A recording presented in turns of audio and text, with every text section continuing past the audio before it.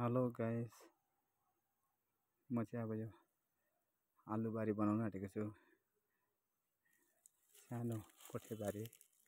हेर्नुहोस् है, आलुबारी खन्दैछु म हो। तपाईँलाई कस्तो लाग्छ लाइक अनि सेयर गरिदिनुहोस् हो। अब खन्दैछु, हेर्नुहोस् होला।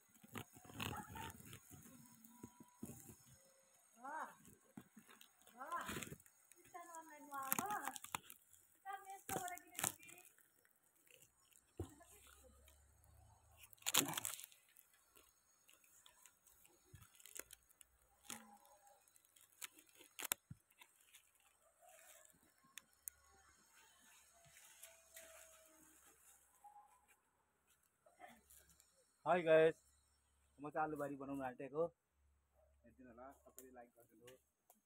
सानो कोठेबारी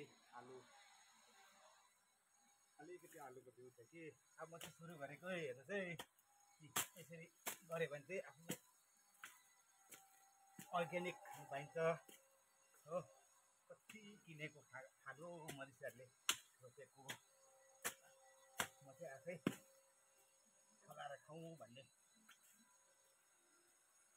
ट्राई गरेको। कस्तो हुन्छ होला यसो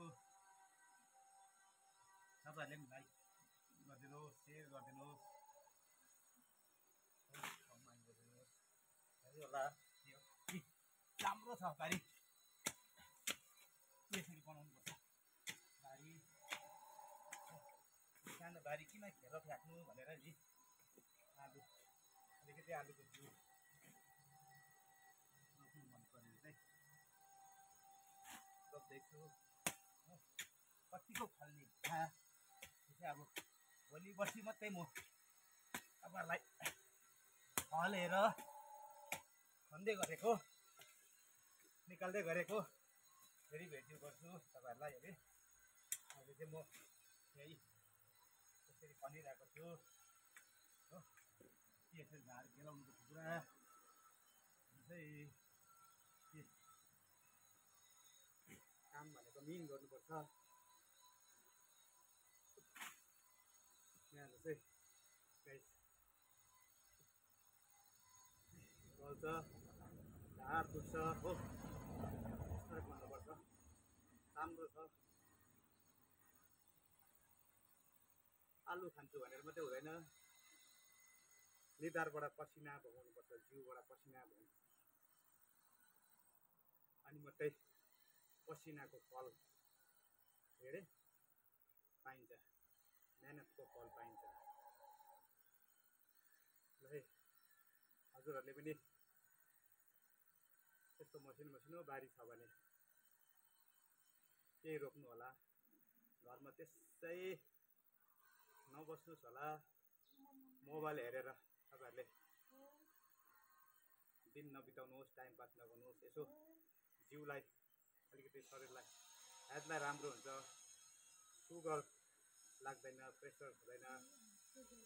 हजुर ल है तपाईँहरूले पनि भन्नु होला।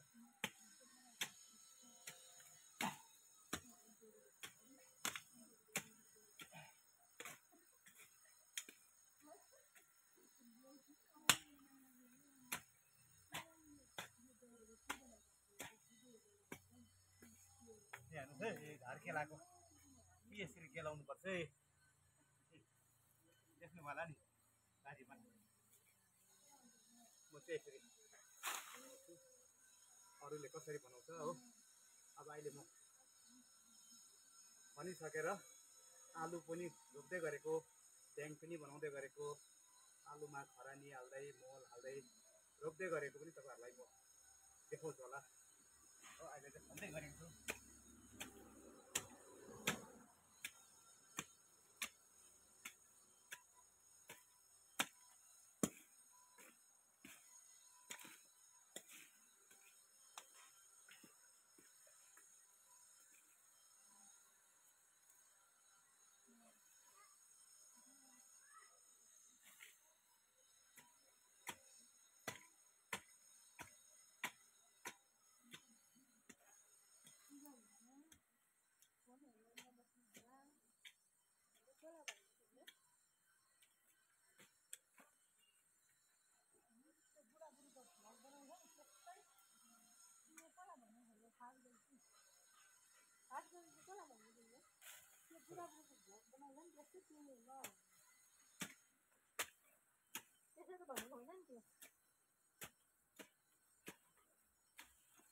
खास गरेर कसलाई भनेको?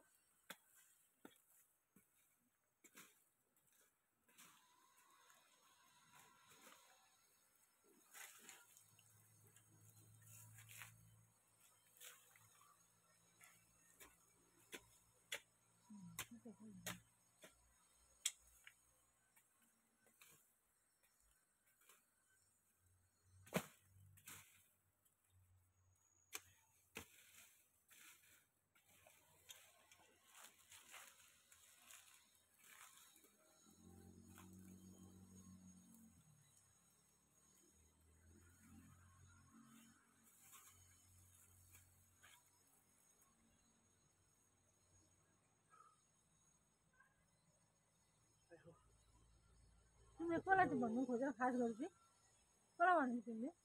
त्यो बुढाबुढीको भ्लग त्यो बुढाबुढीको भ्लग बनाउँछ नि त्यो भनेको तिमीले? मलाई भनेको तिमीले? कसलाई भन्छ तिमीले? त मलाई त भनेको नि त किन भन्नु तिमीलाई त हो याद छ नि मलाई कसलाई भनेको भनेर। तिमी त बिहानदेखि काम गरिरहेको छौ त चुल्हामा, बिहानदेखि राम्रो भयो। बिहानदेखिको खानापिना पकाउनुदेखि लिएर पकाइ तुलाइ गरेर सबै गरिरहेको छौ त।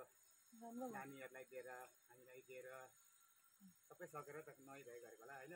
होइन अन्त नसकिकन तिमी त किन आउनु बारीमा? तिमीले त एकछिन बस्यो भनेर तिमीले त्यसो भन्छ नि। तिमीले त्यसो भन्छ नि सिमल तरुल भन्नु। सिमल तरुलबाट मजाले खन्नु नि भन्छ क्या भाइ तरुल। सिमल तरुल छैन, निकालेको सिमल तरुल छैन, किन छैन? छैन सिमल तरुल। बोसो भन्छ होला।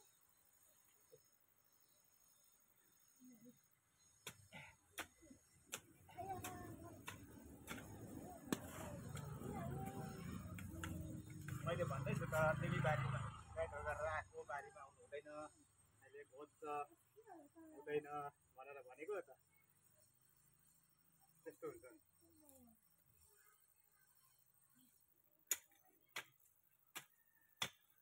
हेलो गाइस, यहाँ सुन्नुहोस् है, मैले चाहिँ मेरो वाइफलाई नआउनु भनेकै थिएँ हो, नआउनु भनेकै थिएँ। आउँदा आउँदै बारीमा पसेको मात्रै थियो, काँडाले घोचिहाल्यो हो।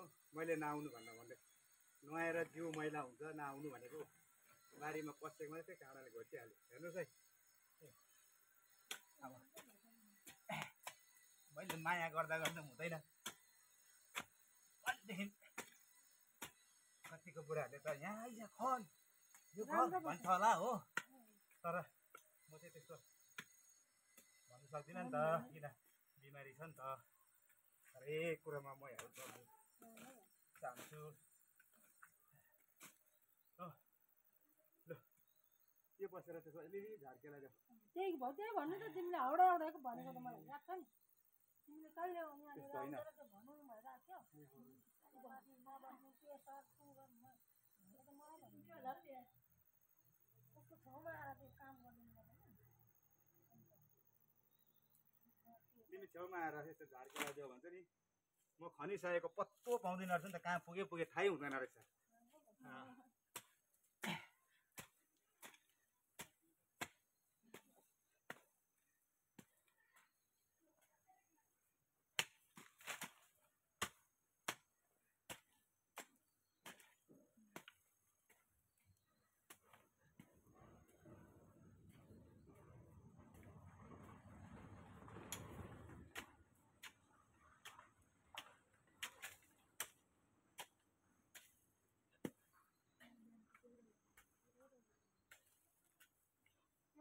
कसिहाल्यो नि काँडा कहाँबाट दिदी हातमा के काँडा पर्नु परेको यहाँ हेरेको कसिहाल्यो नि हेर्दै पो गर्नुपर्छ त हुँदै हुँदैन कन्जरले के हो यो काँडा पसिहाल्छ के गर्नु हुँदैन हौ तिम्रो थला के भयो पातला लाग्छ हुँदैन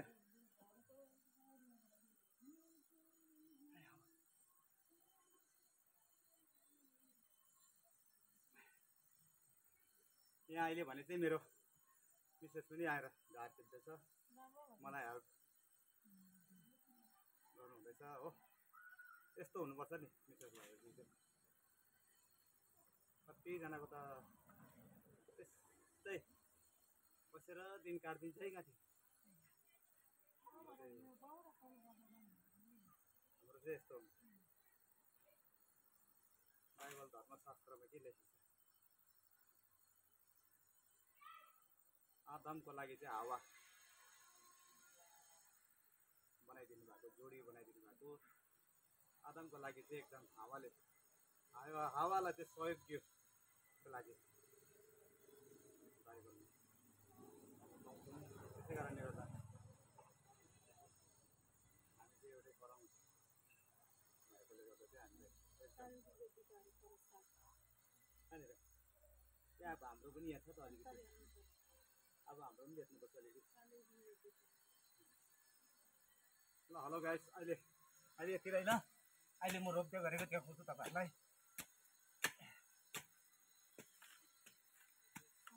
देख्नु भयो होला है मेरो मिसेस पनि आएको ल भाइ अहिले एकछिन अहिले रोप्दै गरेको देखाउँछु ल तपाईँहरूलाई